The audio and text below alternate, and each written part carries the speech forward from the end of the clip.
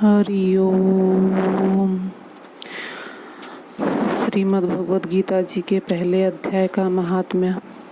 एक समय पार्वती जी ने पूछा, हे महादेव जी, किस ज्ञान के बल से आप को संसार के लोग शिव कहकर पूजते हैं?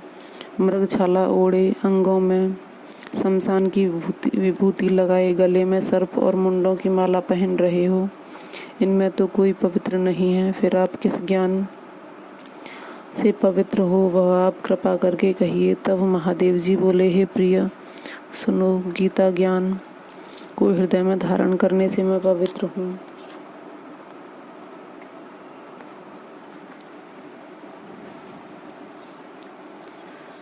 और जिस ज्ञान से मुझे बाहर के कर्म व्याप्ति नहीं। तब पार्वती ने कहा, हे भगवान, जिस गीता ज्ञान की आप ऐसी स्तुति करते हैं, उसके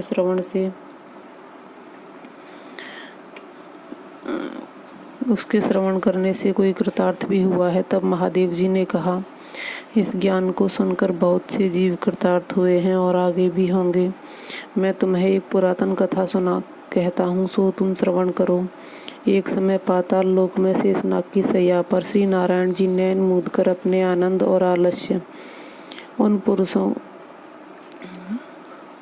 अपने आनंद में मग्न थे। उस समय भगवान के चरण दबाती हुई लक्ष्मी जी ने पूछा, हे प्रभु, निद्रा और आलस्य उन पुरुषों को व्याप्ता है जो जीव तामसी हैं। फिर आप तो तीनों गुणों से अतीत हो, आप जो नेत्र मूंद रहे हो, यह मुझको बड़ा आश्चर्य है। तब श्री नारायण जी बोले, हे लक्ष्मी, मुझको निद्रा आलस्य नहीं व्याप्ता।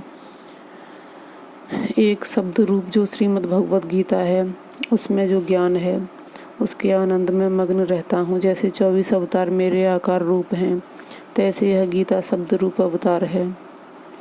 इस गीता में यह अंग है: 5 अध्याय मेरा मुख, 5 अध्याय मेरी भुजा, 11वां अध्याय मेरा हृदय और मन है, 16वां अध्याय मेरा उदर, 17वां अध्याय मेरी जंघा, 18वां अध्याय मेरे चरण हैं।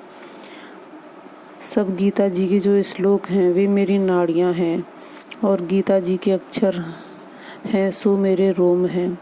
ऐसा जो मेरा शब्द रूपी ज्ञान गीता है, जिसके अर्थ में मैं हृदय में विचारता रहता हूँ और बहुत आनंद को प्राप्त होता हूँ। श्री नारायण जी ने कहा, हे लक्ष्मी, गीता ज्ञान को सुनकर बहुत जीव कृतार्थ हुए हैं, सो तुम सुनो।